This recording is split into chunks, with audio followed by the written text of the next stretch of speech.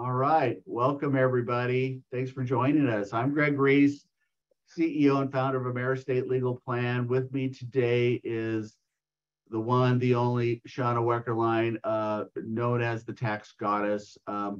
If you've tuned into some of our other webinars, Shauna and I have chatted on a number of occasions. She is one of the top 1% tax strategists in the nation. She's a CPA by training, but she has taken the time to do so much additional training that she's actually certified as what they call a tax specialist, which is really the top 1%. So let me just, before we cut into this, I just want you to understand, most CPAs are so burdened by the regulations of what's changing in the tax law that all they really have time to do is your tax returns. They're rarely ever anymore giving you tax advice and strategy and helping you to actually learn how to save money and to stretch your dollars further so that you can legally pay the minimum amount of tax that you should pay.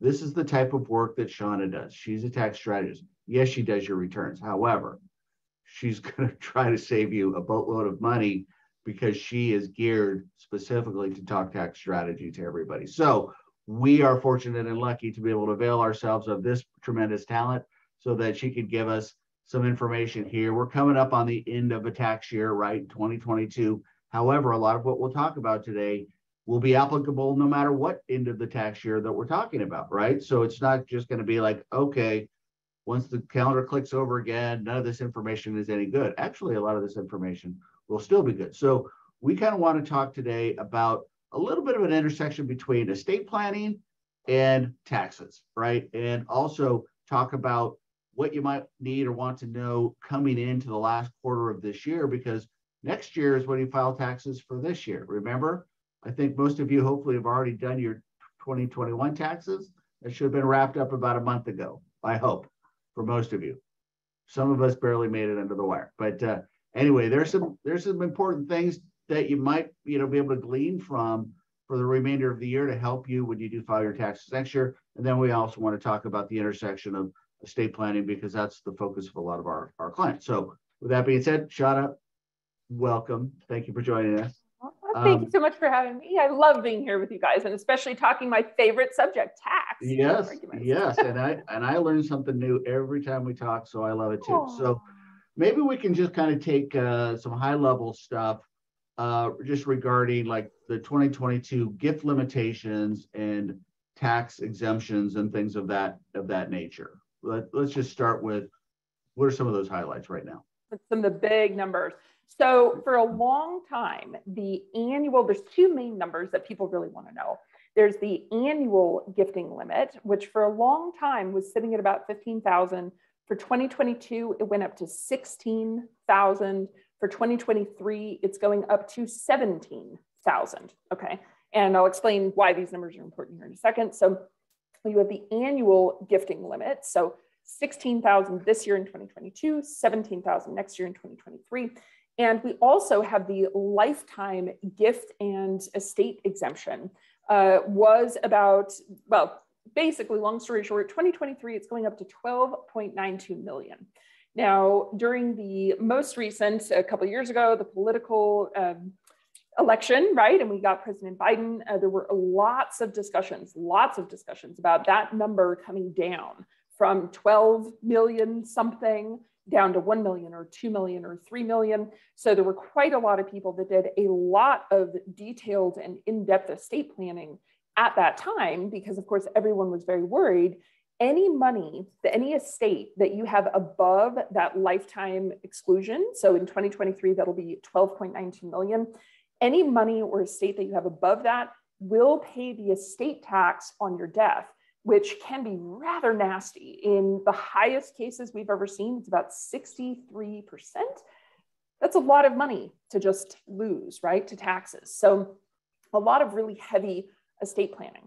Now, of course, we're going back into another political cycle. Aren't we always in a political cycle? Always. But always, this is something that has been looked at. This lifetime estate and gift tax limit has been looked at over and over and over again, because of course, from the government's perspective, well, we have a bunch of these millionaires who, millionaire is no longer a super wealthy thing. right? I mean, I hate to phrase it that way, but you have a lot of people that are sitting on IRAs by themselves that are worth $600,000, $700,000, $800,000. Well, if you add the IRA, the 401k, the house, maybe your stocks that you have, you're already a millionaire. So the government is absolutely targeting anyone who is ultra wealthy, which at this point, the government has said that that ultra wealthy point is anyone with net worth over about $750,000. So the government is absolutely out to look for how can we get more money? How can we make more tax? What can we do with anyone who is ultra wealthy in this 750,000 net worth or higher? So the general commentary in the CPA world and the estate world is that they are going to continue to try to fight to get that estate tax limit back down to something they consider reasonable.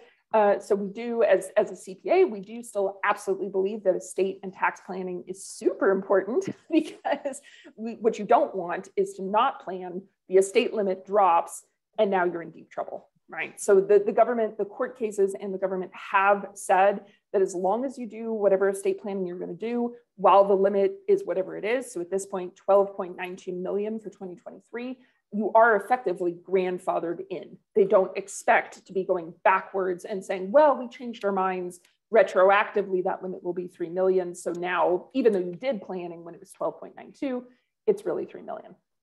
So the good thing is if you're married, that 12.92 doubles, right? It's actually 2 people. So for a married couple, that is going to be a little over $25 million of tax-free income that you can pass on to heirs, to trusts, to charity if you want to, all of these other options.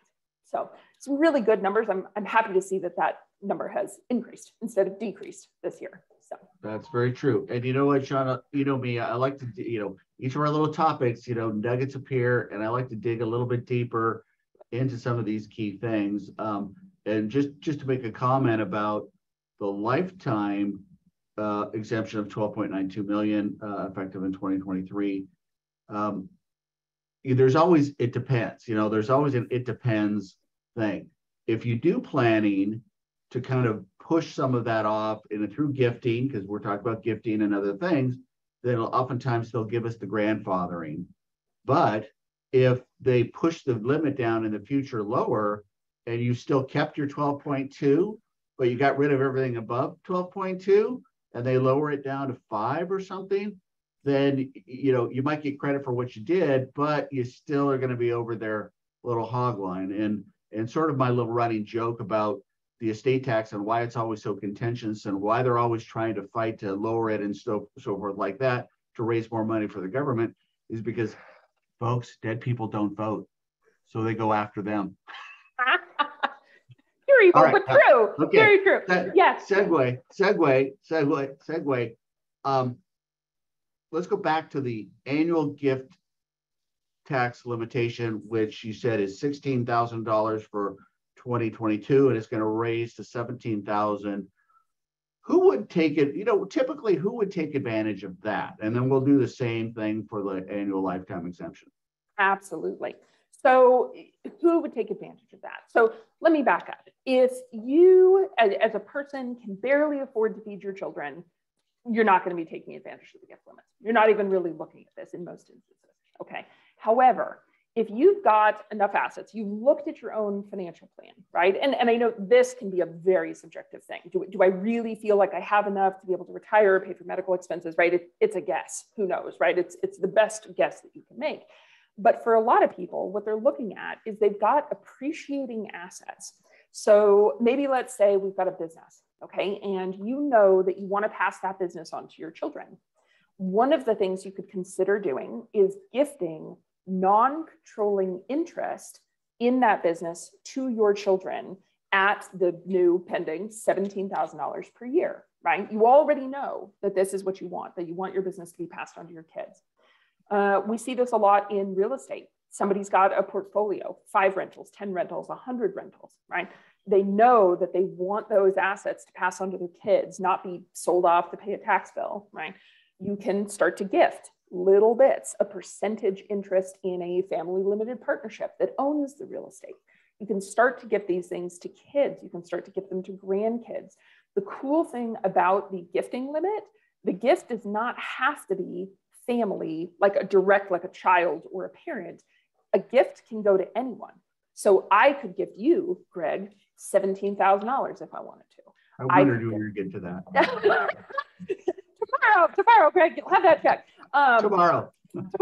But, yes, you can absolutely gift cash, right? So some of our parents, what they will do, and this will be one of the tax strategies we're going to talk about, but some of our parents will gift cash to the kids that are in college, right? To help them pay for room and board or help them pay for college so they don't have student loans. On the other side of that tax strategy, you can pay your kids and get a much better deduction for that, but we'll get to that. So, the gifting, that $17,000 can really be used all over the place.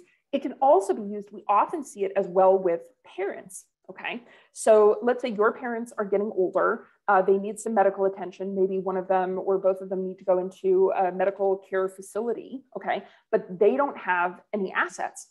Sometimes if the parents have no assets, they can get state help, they can get additional funding, they can get discounts on going into facilities, right? So sometimes you want the parents to gift assets, get the assets out of their name, right? So that they can get this additional help. Sometimes it's the other way around. The kids have made a lot of money, they've done really well, and they have money to be able to support the parents. The kids might be able to gift an asset to the parents. So let's say, for example, a company vehicle, and the kids can pay the parents every single month a lease, they can pay money to actually now get cash to the parents. So there's all sorts of cool tax strategies that use this gifting idea as a way to move assets around between family, between business partners, parents and children, vice versa, children to parents, either direction, to be able to move assets not only to escape estate taxes, potentially whenever that happens down the road, but also for actual current year tax planning impacts to get better deductions to lower your overall taxation. So. Perfect. So that's a lot of reasons why, and that's very in-depth. Thank you. And then it's probably not as many reasons, but on the other end, like the lifetime exemptions, when I'm over this limit. Oh, and the other thing I want to ask you about is, because as you mentioned, Congress is always fighting about, do we keep it where it is? Do we allow it to grow by some inflation factor? Or do we want to reset the law at a lower number so we can theoretically collect more tax? But isn't it true that the current law has a sunset provision that might expire on its own if Congress doesn't actually act to do something or extend it? What's that about? Absolutely. So what's that about? Welcome to politics, right? That's what that's about. The very long story short is many politicians have to balance what their constituents think versus what they and the people that have money want, right? This is a balancing act. So in many laws that get put into place, a sunset provision gets added. And it basically says at X year, at the end of X year, this law that we've put into place is now going to disappear. And it's going to retroactively go back to, so for example, at the end of 2025, the estate tax exemption is going to drop from whatever, 12.92 million back down to 3. Okay, now there becomes a really big question here. And this is one of those things where who knows? Okay, we have seen since 1986, okay, the use of sunset provisions has come in very, very frequently. It's become a very popular mechanism in the political world. But to be honest with you, when the taxpayers like it, it's very hard for a politician not to say, well, we're just going to kick that can down the road. We're going to update that sunset provision and we're going to push it out another 4 years or another 5 years or another 10 years, whatever it is, right? So we just saw that with COVID, right? There were a lot of rules that were supposed to expire on December 31st of 2020, but because we were in the middle of COVID, all of those rules got expanded. Now they're all pushed out to 2026. So you are absolutely correct. There is a sunset provision on these current super high gift and estate tax limits. And the real question is, do we think they're actually going to do it? Like it's almost like playing a game of chicken with the politics. So, Greg, going back to one of the things that you said very early in the conversation, if you're going to do planning, okay, so let me back up. If your current estate is worth $1 million, Do I personally feel like you need to do big estate plans worth $25 million? I mean, only unless you know you're going to win the lottery, in which case share those numbers, right? I think it's $1 billion right now, like share the numbers. But, you know, if your current estate is $1 million, you should at a very bare minimum be doing the bare minimum, right? You should have a revocable trust. Anytime your net worth is more than about 250,000, or if you have kids, you need the basics, period, right? You need a revocable trust. You need medical powers of attorney. You know, I'm sure Greg would know a lot more about this than I would, but there's kind of these basics, okay? So if your estate's at $1 million, you absolutely should already have these basics. If your estate is sitting, if you're married and your estate's sitting at 5 million, that's what they're talking about, this sunsetting, right? You really, really ought to be looking at something a little bit above the basics, maybe some gifting programs. Do we want to do charity? Like, start looking at this stuff, right? We hope that you're going to have more time. But one of my favorite business coaches ever taught me, hope is not a strategy. Hope is not a strategy. Not a strategy. So absolutely, if you know that you're going to pass that business on to the kids, if you know that you're going to pass the real estate on to the kids, if you already know these things, there are specific ways to pass on assets where you still maintain control, but they're not necessarily a part of your estate. So again, a very common example is a family limited partnership, okay?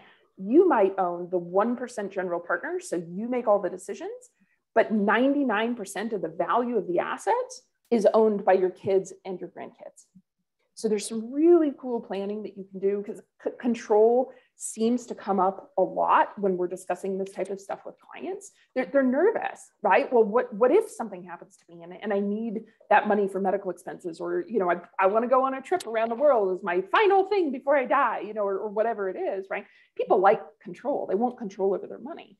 So finding that perfect combination between control and yet also planning is super important. And, you know, that's why we have the experts like you, Greg, right? To help us maneuver through those things. Thank you. Well, and thank God we have experts like you, because, you know, hope is not a strategy, you know, and you need to have execution and you need to know what to do. I'd like to take a quick opportunity to remind everybody that's watching that we do have a chat feature. You can ask questions.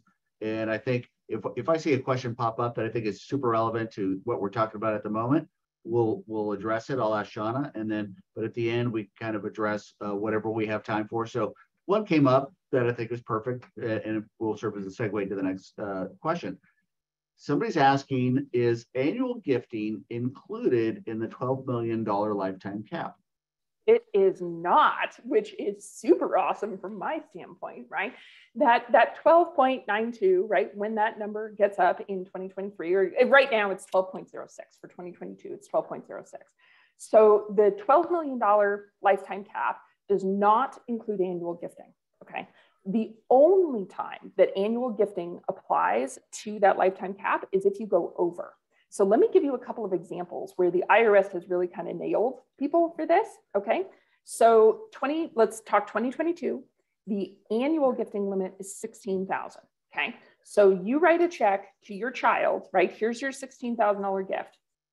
The IRS has nailed people for giving birthday presents and Christmas presents, okay? Because a birthday present has value, right? You bought that Apple phone and it was $1,000. Well, guess what? You didn't give the child 16, you gave them 17. That $1,000 difference, that Christmas gift that you gave that child, now comes out of your lifetime cap, okay? So the real question here, when we're talking about that lifetime cap versus the annual gifting, first things first, if you're going to give annual gifts, great. Make sure you keep a record of any gift that you give to that person, especially children, right? That's where the IRS really looks, okay? And especially now that we have that huge $43 million budget and we're going to get 87,000 new agents, they're all out looking for stuff to do, right? So super, super handy from that standpoint. That's so true. I would suggest keep a spreadsheet. Who are you gifting? When did you give it? What did you give them? What was the approximate value? Like maybe you gave some heirloom jewelry from your grandmother and you're giving it to your child. What was that value, right? So spreadsheets are good from that standpoint. And then the second thing that you can do to really protect your lifetime number, whatever the lifetime number is especially if you have enough where you need to get that out of your estate now, get a certified valuation for whatever it is you're giving. Okay, so if you're giving away a portion of the business, get a certified valuation. What is the value of the business on the day you gifted it? We had a client, for example, that always makes me smile, bought $5,000 of Ethereum the day Ethereum came out, and is now sitting on $120 million worth of cash, basically, right? And so he is starting to go through these types of questions. And what do I want to do, right? Because obviously he's going to bypass his lifetime limit really, really quickly. What else does he want to do? Does he want to do charity? Does he want to create a foundation? Does he want to spend it now? Can we set up a business? Like, what other things can we do to either bring the estate down or understand that a portion will get paid to the government? So, perfect. And then just a related question, Shauna. Somebody is asking, if I gift $16,000 to a friend, which just illustrates you can give to anybody you want. Parents can both gift to a child, so 16 and 16, don't forget that. Who wants to know, if he gave $16,000 to a friend, would that friend have to pay taxes on it? No, this is the cool, well, it's the good and the bad of a gift, right? Your friend does not have to pay tax on it, but you also do not get the tax deduction. So it's a gift both ways from that standpoint. It's literally, here's some money, we're done, that's the end of the conversation. Perfect. Good. So that's some good. So folks, bring your questions on. If we're talking about that, we'll try to bring them up while we're there. So I think we're kind of leaning right into some strategies to save money on taxes now. Is there anything that people should be paying attention to kind of in the final quarter of the year? And it just as a general tax strategy idea. Absolutely. Well, you're getting on my favorite subject, Greg, all the good bits. So you better stop me when I start talking too much. I know. Well, I know she's going to have to start charging in a minute here, but we're going to get as much out of her as we can for your benefit. My absolute favorite strategy, and has been and always will be, is if you don't have a business, you need a business. Okay. Now, I get asked this question all the time. Well, Shauna, I'm in a business. Doesn't that mean I need staff and employees and a whole bunch of customers? Guys, I am literally talking about go drive for Lyft or Uber for a couple of days, maybe one day a week, get a side gig, get some sort of income that is not primary, like from your W-2 job, okay? Once you have a business, now a whole world of opportunity opens up for tax strategy, okay? Now, there are some tax strategies that are W-2. So if you're listening and you're a W-2 person only, I want you to go be looking at oil and gas investments. Okay, there's some great tax strategies there. Solar credits, there's some, and I mean like investing in a solar farm or buying solar credits for a business or a building. Those kinds of things are super duper helpful. There are some really cool things that you can do with life insurance. So if you're healthy, you can really build some value, borrow money to then go buy businesses or whatever else you want to do. Those are really for our W-2 folks. If you've got a business, I'm going to give you my top three, my favorite top three. So I hope you guys love this. Okay. The first one is paying your kids. Now, I know we're talking about gifting money to children, and that's fine, right? But remember I said, if you gift it, you do not get a tax deduction. Okay. If you have a business and you pay your children, actually W-2, pay your children, this year, 2022, the maximum that you can pay a child, you have no tax, and the child has no tax, is $19,500 per child, okay, 19,500. So if you've got a household of 3 children, right, times 19,500, that's $58,000, $58,500 that is completely tax-free to both you and the kids, okay? And you can use the money that you paid the kids either to invest, right? Right now the market is tanking, right? You can go buy them some Google and let them sit on it for the next 20 years, right? Hopefully that price will come way up. Or you can use that cash to pay for anything that is not a primary duty of a parent. And a primary duty is food, clothing, or shelter, okay? So you can give that money to the kids, pay that money to the kids. They can use it to pay for karate lessons, music lessons, summer camp, daycare, nannies, right? Anything other than food, clothing, or shelter. So one of my favorite clients has 10 children, and all of them are effectively on the payroll. So she is not 19,500 times 10 kids their family is not paying tax on $195,000 a year. Okay. I'm certainly not saying go have 10 children. Okay. But if you've got one, it's still almost 20 grand. That's not taxable. Okay. How old does the child need to be able to pay them? So we just got some new rules on this, Greg. I love it. It depends. I'm taking notes here because I got two. You got one in college, don't you? I got one in college too. There we go. It's very expensive. Okay. There are two separate types of job duties that a child can do. So the normal, and this works for parents and for grandparents. Okay. So it's got to be lineal. It can't be your neighbor's kid. It doesn't work with somebody outside the family. It's got to be lineal family here. Okay. Starting at 7 years old, they are allowed to work for you. Now, work from this definition means shred, sweep the floors, vacuum, put away files, move boxes, like whatever it is in your business, a physical job that they're going to do. Okay. But new court cases just came out that your child can be paid if they're less than 7, if your business needs some sort of photographic model. So for example, if you sell baby strollers and your baby is in the picture in the baby strollers, you can now pay the child as a child model. So we have a lot of parents with kids that are younger than 7 that are going the child model route. Like for example, if you're a real estate agent, have the kid on the lawn in front of the house to show this is a family home. Okay, children models. This is really cool. Child models, the current average in the US is $75,000 per child. So if you had 2 babies, a 2-year-old and a 3-year-old, and you decide to put them both in the modeling picture, you're talking $150,000 worth of tax-free income to the parents, right?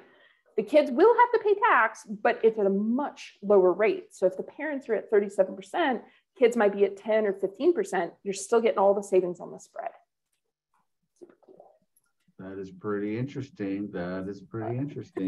I'm taking good notes on that. So, yeah, that's something very, what about people that own investment real estate? Can they create an entity like an LLC around that, and then that's their business? You got it. It doesn't have to be a side gig like an Uber or delivery or something. Any kind of business you want. It could be selling something on Etsy. It could absolutely, if you have rental properties, you could create a management company and have your kids go with you to the property and sweep the floor or check the plumbing or, whatever, right? Whatever the kids can actually do.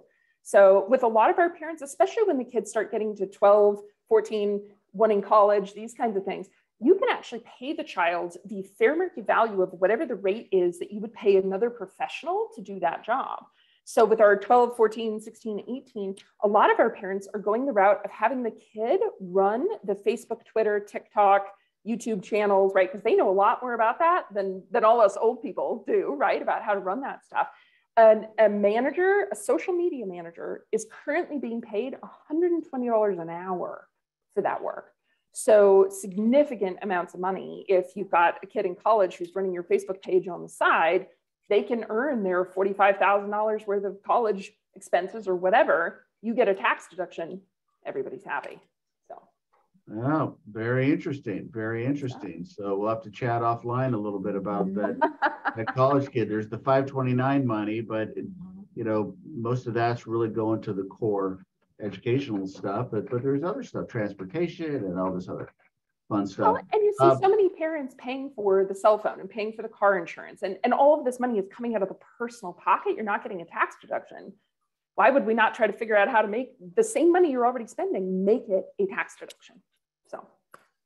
Yeah, no, you hear that, folks? I mean, the world is your oyster. There's so many things you can think of that you spend money on for your kids that actually you can incentivize them to, take out the trash, sweep the floor, do some things, help cover their transportation costs, when they get a little bit older and they're driving and gas, insurance, everything, I can just think of a dozen things off the top of my head. So that's awesome. Is there any conversation that needs to be had, do you think, on kind of the direction of marginal income tax rates or brackets or deductions, or how do people manage that kind of stuff? Or is there much that they can do other than some of your top 3 and other thoughts? Absolutely. Is there much you can do? Well, let me come back to this question. The rates are the rates are the rates. So I'm laying that as a baseline. Okay. If you are a straight up W-2 That's all you have. Husband, wife, both W-2s, you have a home mortgage. To be honest with you, there's not a whole lot you can do. It just kind of is what it is. I mean, you could maximize like interior to your company. You could maximize 401k. You could max your HSA. You could max, maybe if there's an FSA, if there's any kinds of programs interior to your company's W-2, you can do that. Okay. But I come back to the premise, right? Owning a business, any kind of business, side gig, anything, make a business for your children, right? Any kind of side business, because of course, my number one strategy is pay the kids. But if you own a business, you can also use the master's exemption, right? Which means that you can rent your home to your business. For most people, that works out to somewhere between $40,000 and $100,000 worth of tax-free income every year. So if we've got the kids at 50 grand, the master's exemption at 100 grand, right? That's 150,000 off the top of your W-2 every year. Huge benefit, right?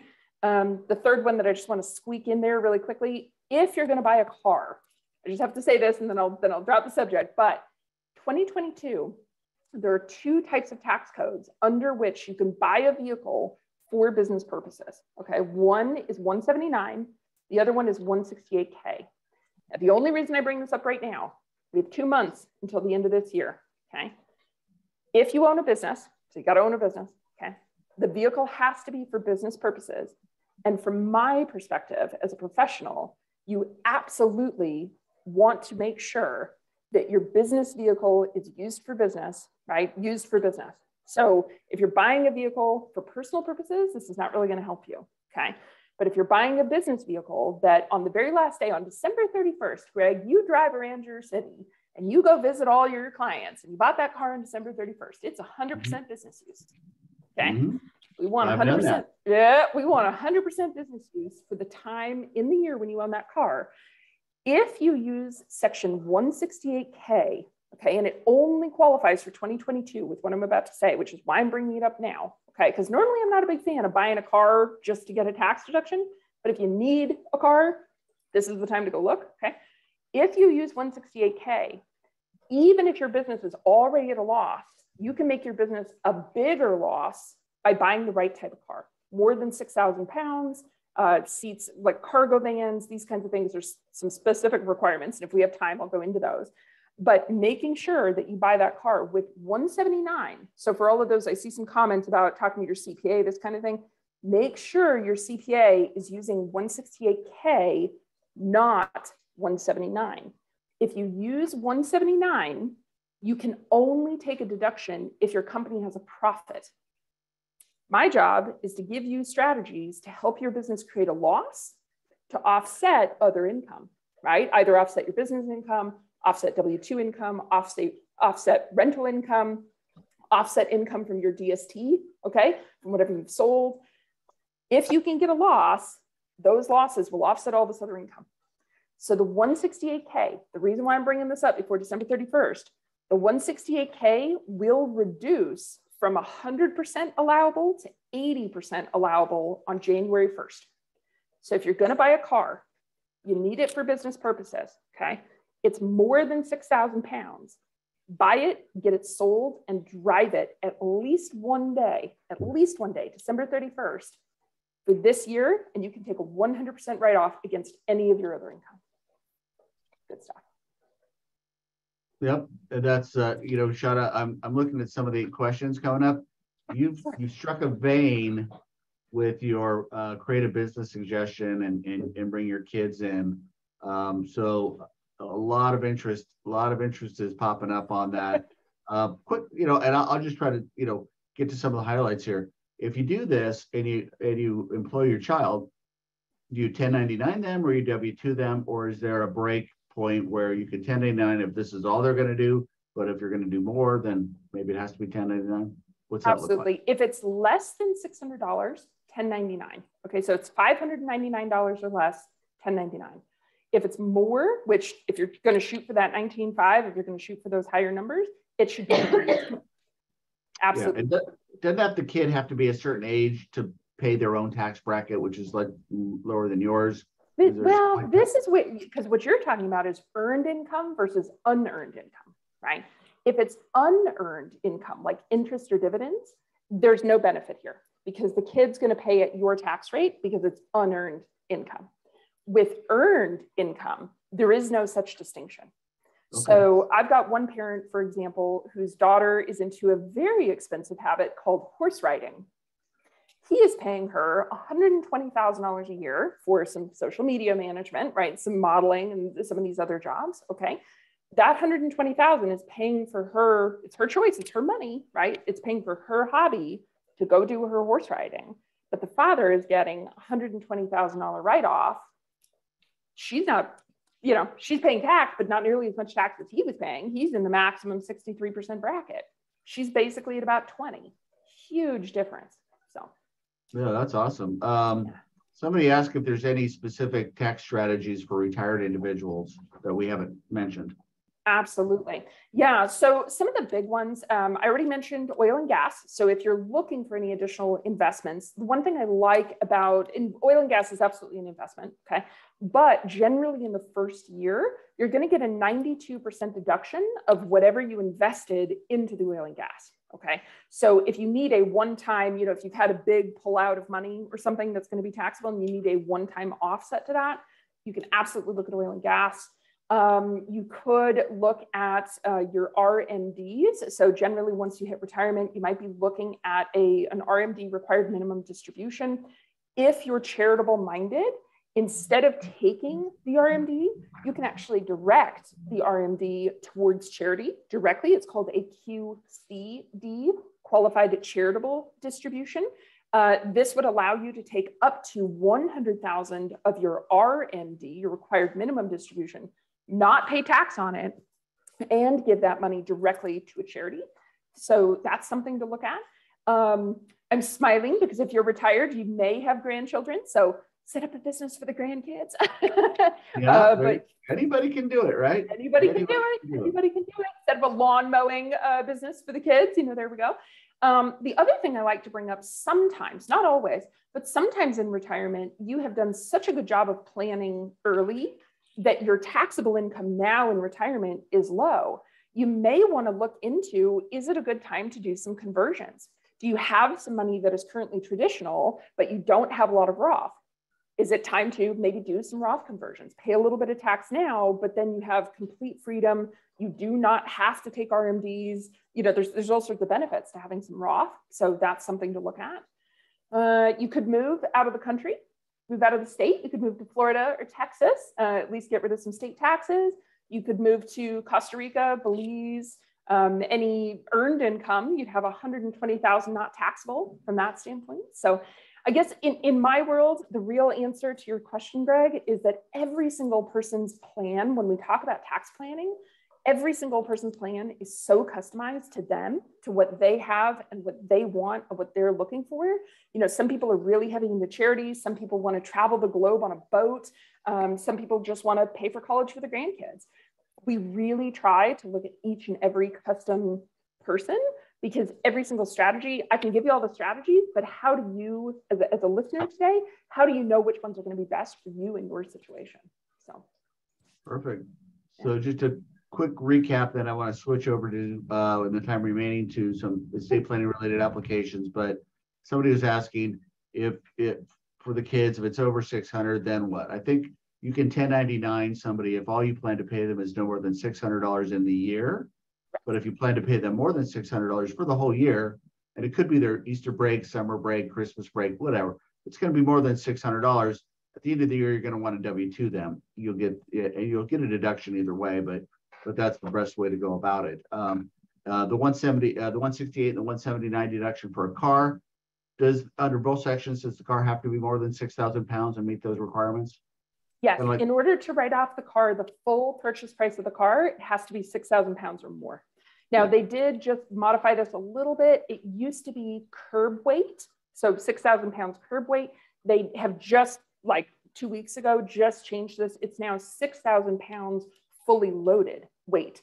So for example, the new Plaid, the new electric vehicle Plaid, the electric vehicle is tiny, but loaded weight is more than 6,000 pounds. So not only do you get the electric vehicle credit, but you also can take the 100% deduction. So it's pretty wow, I thought load weight you were talking about when I had sit in the car. That's load weight. Yeah. Yeah, with fully loaded. That adds another it's 350 pounds right there. You're too funny, Craig. It's So fully that's not loaded what with you're talking people, equipment. Under the new law, that is what I'm talking about. Under the old law, it was only the car itself, right? That's Under the brilliant. new, yes. That's brilliant. Because I bought, I bought a GMC Acadia a few years ago in my business. It was over 6,000 pounds. Some of the SUVs, and I needed one for business because I got to haul stuff here and there from time to time. And that qualified. It was great. But now it's load weight. So maybe there's a vehicle that's a little bit less than that curb weight, but the load weight you get to add it. That's a very interesting little differentiation. Okay, perfect. All right, time remaining. A couple things regarding taxes, the intersection of taxes and estate planning. Common question, get it all the time. Is inheritance received from a parent or grandparent or somebody else received by you, is it taxable to you? And if not, are there forms of inheritance that are taxable? Well, I'm going to answer the first question first, which is an inheritance taxable? 99.99% of the time, no, because the person receiving the money, now taxable, right? That's the question. Is the person receiving the money, is it taxable to them? No. The person who had the money, who is now deceased, it would be taxable if it was above that estate tax limit. It would be taxable to the estate. So there is tax paid if it's above those limits, but it's not the person receiving it. It's the person who had it originally. It's the estate of the person who had it. So 99% of recipients, your inheritance is not taxable. Agreed. But Agreed. There may be a couple exceptions to that. But what are those? It depends.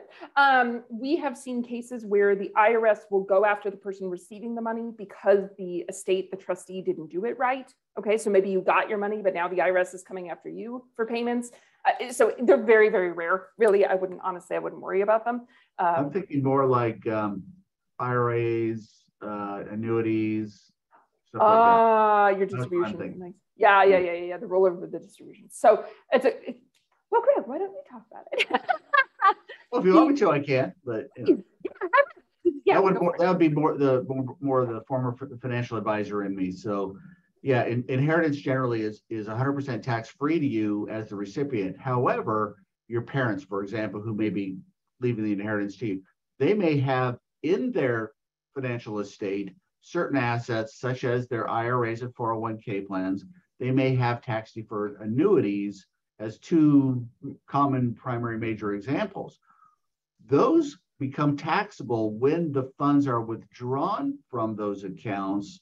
So while you do escape inheritance taxes and you're not taxed just because I inherited an IRA or I inherited an annuity, but when I draw money from those accounts, and it could be 5 or 10 years down the road, don't get me wrong, I'll have to pay tax on the money I take in a given year, not directly when I get it. If I got this annuity account, if I don't cash it out and take the money, I don't pay tax until I do. If I inherited the IRA, I don't pay tax on the IRA unless and until I start drawing from it. So I think that's a distinction that a lot of people wanted to know, but largely 99.9% of the time, there is no tax for receiving inheritance. Now, Shauna hit on some of the basic foundations that everybody needs to have. You should have, if you own a home or you've got at least $250,000 in gross assets, just as a general rule of thumb, you should have the basics: a revocable living trust. You should have durable powers of attorney. You should have healthcare directives and things of that nature. Because if you don't, there's another hidden tax that a lot of people don't think about, and by the time they could think about it, it's too late for them, which is called probate. Probate is the process of settling and distributing your estate and paying all your bills and taxes and all that kind of stuff when you die, if you haven't done that basic planning. So now, instead of you having a trust set up that says, here's what I want to happen, here's who's in charge of it, make it so. You administer it, you give everybody what I want them to have written out in this trust document. If you don't have that, then everything you own goes into the court process called probate, and a judge and others sort it out, and they charge pretty big fees. And so probate becomes a tax that you can easily avoid by having an estate plan in place. Am I right? Absolutely, 100%. Yeah. Okay. And I think that's a big piece of it. And I'm so sorry to interrupt there. I'm even seeing some questions in here, guys. Whenever you're making any kind of move, you want to have your financial team involved, right? Your trust attorney, you want to have your financial advisor, you want to have your CPA, you want to have your tax strategist, right? You want to have all of those people involved in making decisions and in these types of things. Because to be honest with you, I'm sure Greg can say the same thing. I have seen cases where somebody did something, oh, my neighbor told me to do this and he said it was a good idea. Problem is, his case is different than your case. And when you do it, now it causes a penalty. Now it causes some sort of issue. Now it causes whatever it is, right? So no matter what you decide to do, I would highly recommend that you get your professional team involved in all of those discussions. So yeah, Greg, perfect. Right. Okay. Now some folks are kind of digging into maybe some state specific stuff, but keeping in mind that with the trust or without a trust, if there's inheritance tax, you're still going to have to pay the tax. But the hog line is pretty high up there, so vast majority of us don't typically have to deal with that. There are still a few states that impose their own separate inheritance tax, so you got to be mindful of some of those states that you might live in, and that might trigger you to move to Texas, Florida, or Nevada, or some of these other states if that's the case and you have a fairly large estate. Somebody's asking a little bit about California, Prop 19. Prop 19 kind of is and I have a pretty deep memo on Prop 19. So if anybody really is interested and you want to email us, Greg@AmeriEstate.com or Caroline@AmeriEstate.com. She handles a lot of our coordination of the webinars that we do. We can send you that memo, but effectively it kind of replaced most of Prop 19, which allowed you to keep your property tax basis low while you own your home, and also transfer that low property tax basis down to your children when they inherit real property from you. Now they've added some restrictions that can only apply to the family personal residence, and the kid has to live in the property, within a year of your passing for you to keep their low property tax basis. What if you have, and this is a bigger question than we have time for today. What if there are multiple beneficiaries and you just listed them in your trust for a percentage, like 4 kids, 25% each or something like that? You didn't specify that one of the kids is going to get the house as part of their 25% share. Part of the problem sometimes is the house is more than, the equitable share that one child would inherit. How do we deal with that and still preserve the quote Prop 13? We handle that on a routine basis over here. It's fairly complicated and in depth, and not many people actually know how to do this and how this works. But that is a key question that comes up a lot. So I would invite you to reach back out to our office, more directly for a consult on that if you're staring at that, or that's coming up, or you're worried about your parents and how their estate is organized, because somebody desperately would love to, live, keep, and maintain that property, while the other beneficiaries still get what they're entitled to. There's a way to accomplish that, and you'd be pleasantly surprised. So let me just see really quick, Sean, if there's any other key questions that we can answer for folks, but I know we're running out of time here. I was trying to be good and answer people's questions in the chat boxes on the side. Yeah. One of the biggest things, as we both said, find your professional team. One of the questions that had come up, well, how do I find the professional team? How do I know that the person that I'm working with is good, right? And I gave one answer specifically for real estate. I think that the biggest thing here is when you're interviewing for any professional, make sure that you're not only interviewing for technical skill, right? So for example, the question that was asked was specifically about real estate and, rental properties and this kind of thing. Make sure the CPA that you're talking to knows what cost segregation is and can explain that to you, because that's a huge concept in real estate. If they don't know that right away, go find somebody else, okay? But the second question, at least from my perspective, when trying to find the team, many of you, if you've ever worked with a financial advisor, the financial advisor will ask you, well, how aggressive do you want to be? Conservative, aggressive, where do you want your portfolio to be? The same question applies to effectively any other professional you work with. So for example, in my industry, right, 0 to 10, I always phrase it this way, there's a scale of aggression for tax strategy. you need to know where you sit on this scale so that the team that you're working with matches your scale where you are. So the way I always phrase it is 0 to 10. 0 means you're leaving money on the table, but the IRS will never, never, ever call you. 10 means we're all going to jail, right? Where do you, as a person, where do you want to sit with your tax strategies? Where do you want to sit with your trust strategy, right? Where do you want to sit for these things? So if you are a level 2, then you need to find an advisory team that is also about that 2 or 3 level, right? For most of our clients, we deal almost exclusively with business owners, cryptocurrency, real estate, these types of things. Most of the people that contact us, they're level 8. I want to keep all of my money. I don't want to do anything illegal. Not going to jail. Neither do I, right? Red and orange do not look good together, okay? But they want to keep every penny they possibly can legally, right? So if you're an 8 listening to this and your CPA is a 2, you might need to find a level 8 CPA, right? You got to have a team that ties in with your aggression scale. Because if you're an 8 and the CPA is a 2 and they're giving you level 2 strategies, how much money are you leaving on the table for the IRS? How much money are you going to hand over because your trust and estate plan was not up to date to the government just because your advisor was a level 2 and you were a level 8? So for me, it's super important.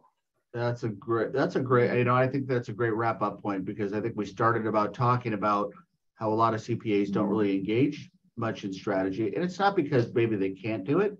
It's just the time burden is such that they, they have more tax prep clients than they do strategy clients, and that's where their time goes. Only so many hours in the day. So, so think about that, folks. I mean, you can always get some good information by listening to these blogs and reaching out and asking some questions. And if we can help you, we certainly will. If we need to help find a solution for you, even if it's somebody else, we're happy to try to do that for you, because you need to be matched up with what you're about and where you sit on that line. So with that, Shauna, I think we've taken way more time than I thought we were going to today. I hope everybody enjoyed this, and I want to really thank you again for all the time that you've taken. I know how busy you are. So thank you. And anybody else that has questions, just send them through the chat or email us. We'll circulate them around for answers, and we'll do this again. We'll do this again. Can you just repeat my email? They can email me directly and we can get the questions answered for them. Caroline is asking for us to give you her direct email address so that she can take charge of all of those answers and routing for the right results. Caroline at AmeriEstate.com. CAROLINE at AmeriEstate.com. AmeriEstate.com. Great. And we'll get to the questions. We'll get to the questions that maybe did get answered today, maybe circulate some answers back to you. But thank you again, Shauna. Thank you, everybody, for joining us. It's been a pleasure. Now go out there and save money on some taxes. Okay. Don't ignore this sign behind my head. Don't pay your taxes now here. Find a way to do it legally the opposite direction. Okay. With that, I think we're out. Thank you, Shauna. Well, have a great day. Bye. All right. You too. Bye-bye. Oh my gosh, getting a lot of thumbs up and